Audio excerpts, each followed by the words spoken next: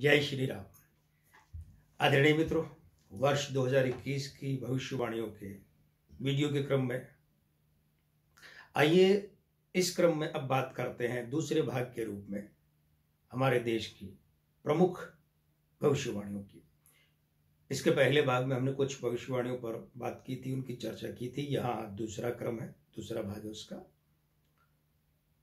14 अगस्त तक हमारे देश को आयु अंक 2 रहेगा 74वें वर्ष के कारण से, और 15 अगस्त से 31 दिसंबर तक हमारे देश को आयु अंक 3 रहेगा 75वें वर्ष के कारण। हमने पिछले भाग में बहुत विस्तार से अंक ज्योतिषी विश्लेषण किया था युतियों का। वहां हमने जिक्र किया था कि देखिए, यहां पर वर्ष 2021 में हमारे देश में अंक 2, अंक 9, अंक 5 ये पीड़ित है। अंक 2 जनता का अंक है, अंक 2 जाति का, संप्रदाय का है, अंक 2 समाज का है, पीड़ित हो गया। अब यहां ये देखने वाली बात है कि हमारा देश अपनी आजादी से ही पितृदोष से भयंकर पीड़ित है। और पितृदोष जो पीड़ित होते हैं ना, अधो पितृदोष, ऊर्ध्व नहीं, अधो पितृदोष जो पीड़ित होते हैं तो फिर उन्हें संतान छोटे भाइयों से समस्या होती है। अब तक यही हुआ है। हम चाहे बांग्लादेश की बात करें, चाहे पाकिस्तान की बात करें, ये दोनों भारतवर्ष की संतान ही तो है। छोटे भाई नहीं, संतान है। ये भारतवर्ष से पैदा हुए हैं। तो इसलिए, और पाकिस्तान से हमारे देश को क्या समस्या है ये तो कोई कहने की बात ही नहीं, जग जाहिर है। और बांग्लादेश से भी दशकों से हमें क्या क्या समस्याएं झेलनी पड़ रही हैं ये भी जग जाहिर है। अब अंक 2 देश के बाहर के हिसाब से देखें तो पड़ोसी देशों का भी बनता है। तो एक तो ये है कि सबसे पहले हम बात करते हैं भारत पाकिस्तान संबंधों की। पाकिस्तान के बारे में हम एक अलग वीडियो में बोले हैं, आप वो देखिएगा। यहां सिर्फ इतना कहेंगे कि भारत पाकिस्तान के बीच में युद्ध संभव है वर्ष 2021 में। ऐसी संभावना अप्रैल से अक्टूबर के बीच में प्रबल है। अप्रैल से अक्टूबर के बीच में, हाँ, इस युद्ध में पाकिस्तान का पतन होगा। पहले पराजय होगी, फिर पतन का मार्ग खुलेगा उस पराजय से, और उसके बाद से पाकिस्तान के टुकड़े होना शुरू हो जाएंगे। पाकिस्तान के लिए अंक 4 अच्छा नहीं है, पाकिस्तान के लिए अंक 3 अच्छा नहीं है। इसलिए पाकिस्तान के हुक्मरान हमेशा देश को लूटते खसोटते आए हैं। उन्होंने देश की कभी परवाह की नहीं, क्योंकि वो पितृदोष, शासकीय पितृदोष है। तो इसलिए पाकिस्तान 3 या 4 टुकड़ों में बंट सकता है युद्ध के। हालांकि वो टुकड़े और वो आगे की लंबी सीरीज है, वो सारा कुछ 2021 में नहीं होगा, लेकिन 2021 में पाकिस्तान का भारत के साथ जो युद्ध है, जो हो सकता है, प्रबल संभावना है, उसमें पराजय के बाद वो टूटन का मार्ग निकलेगा। और चीन के साथ अगर हम बात करें संबंधों की, ये आप सबकी बड़ी उत्सुकता होगी, तो भारत चीन के संबंधों में तनाव तो रहेगा। ये अभी चीन के राष्ट्रपति शी जिनपिंग ने कहा भी है कि चीन की सेनाएं द्वितीय युद्ध के लिए तैयार रहें। दूसरी तरह के युद्ध के, द्वितीय का मतलब दूसरी तरह के युद्ध के लिए तैयार रहें। वो उन्होंने जिस किसी भी संदर्भ में कहा हो, जो कहा हो, उनकी मर्जी है। लेकिन भारत चीन संबंधों में तनाव के बाद भी युद्ध हमें नहीं दिख रहा। युद्ध जैसी स्थिति हो सकती है, झड़पें तेज भी हो सकती हैं, लेकिन युद्ध, प्रॉपर युद्ध हमें नहीं लग रहा। अब आतंकवादी की बात करें तो देखिए, जम्मू कश्मीर में जो आतंकवाद है वो तो औसतन नियंत्रण में रहेगा, अमूमन कंट्रोल में रहेगा। हाँ, आतंकवाद का एक दूसरा रूप है ये वामपंथियों की पैदाइश, क्या, नक्सलवाद।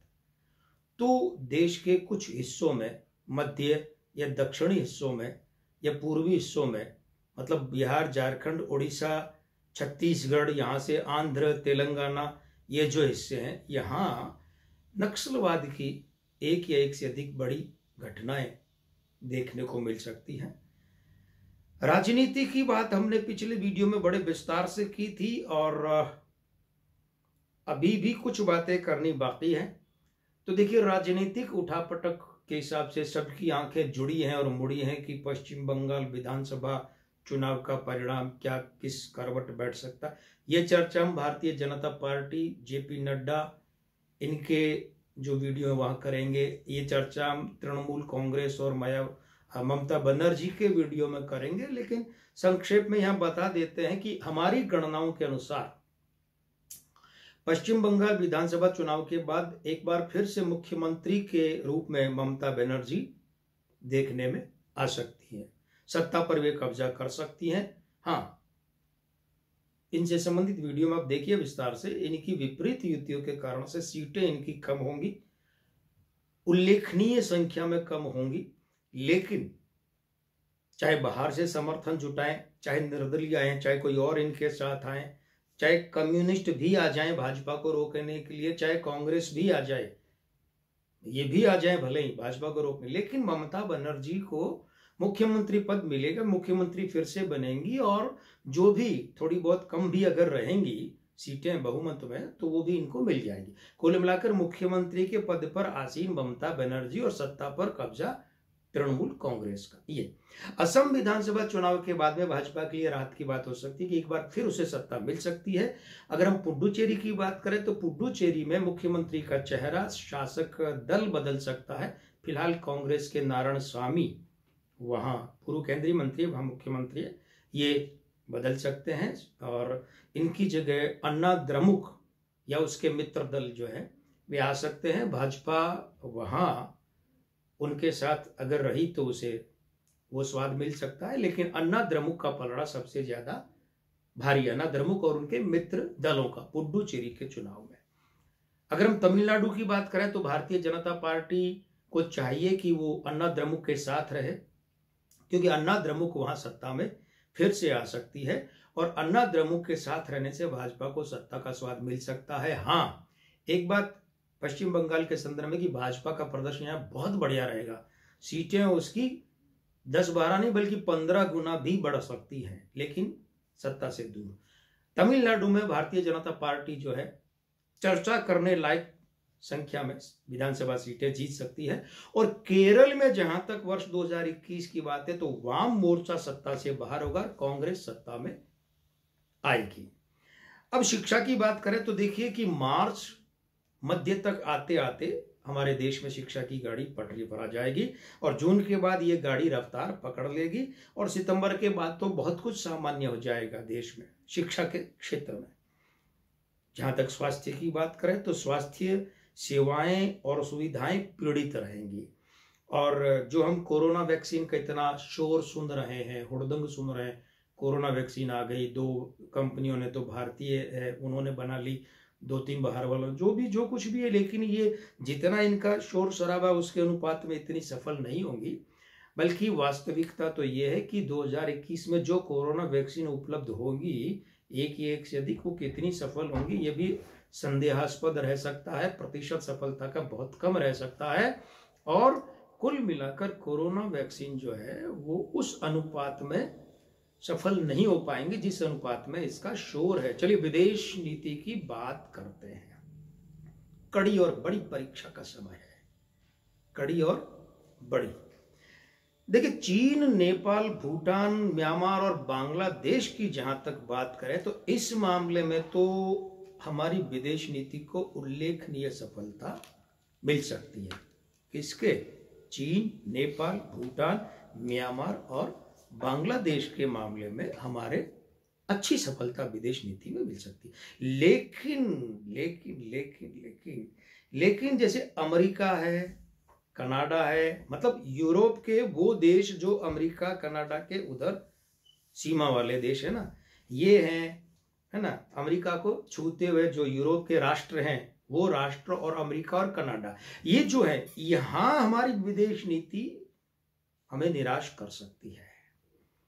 कुछ ऐसी बातें हो सकती हैं कि अमेरिका, कनाडा और यूरोप के वहां वाले उस सीमा वाले देश हमारे खिलाफ जाएं, हमारे खिलाफ बयान करें, हमारे खिलाफ मतदान करें, हमारे विरोध में खड़े हों। तो ये बड़ी और कड़ी परीक्षा। अर्थव्यवस्था की जहां तक बात करें, शेयर बाजार तगड़ी उछाल भर सकता है। शेयर बाजार में और क्या क्या, सोना, नींद लेना नहीं, गोल्ड, स्वर्ण, सोना, पेट्रोकेमिकल है, आईटी है, ऑटो है, ऑटोमोबाइल और प्रॉपर्टी, ये मार्केट बूम कर सकते हैं। बड़े उछाल वाले यहाँ मामले देखने को मिल सकते हैं। और चलिए अब बात करते हैं हिंदी फिल्मोद्योग जो तथा कथित बॉलीवुड है। देखिए, ये वर्ष 2021 में हमारा हिंदी फिल्मोद्योग किसी न किसी विवाद में उलझा रहेगा, और विवाद भी छोटे छोटे नहीं होंगे, मोटे मोटे होंगे। इसलिए हमने छोटे मोटे नहीं कहा, बड़े बड़े विवाद में बड़े सितारों की फिल्मों को झटका लगेगा, चाहे वो ओटीटी पर लगे और चाहे वो थिएटर में लगे। बड़े सितारों की जिन बड़ी बड़ी फिल्मों से, बड़े बजट की फिल्मों से उम्मीद लगा रखी है फिल्मोद्योग ने, उन्हें झटके लग सकते हैं। बड़े बड़े नाम धराशायी हो सकते हैं। अचंभा होगा लोगों को, अरे इतने बड़ा बैनर, इतना बड़ा डायरेक्टर, इतना बड़ा प्रोड्यूसर, इतना बड़ा हीरो, इतनी बड़ी हीरोइन, उसकी फिल्म फ्लॉप हो गई। तो बड़े बड़े नाम धराशायी हो सकते हैं। हाँ, तसल्ली बख्श बात यह है कि हिंदी फिल्मोद्योग को वर्ष 2021 में उल्लेखनीय पुरस्कार मिल सकता है या मिल सकते हैं, मतलब एक या एक से अधिक। तो चलिए, ये दूसरा भाग भी पूरा हुआ। और हाँ, आपको याद दिला दें, अगर आपने हमारा चैनल, ये चैनल सब्सक्राइब नहीं किया तो कर लीजिए, अभी भी कोई देरी नहीं हुई है। और आप चाहते हैं कि आपको तुरंत ये वीडियो मिले इस तरीके की भविष्यवाणी को, तो आपको क्या करना है पता है ना, आपको ये बेल आइकन दबाना है। और ये बेल आइकन दबाने के साथ साथ में आपको क्या करना है, प्रतीक्षा करनी है हमारे अगली वीडियो की। तो अब आज के आनंद की जय, जय श्री राम।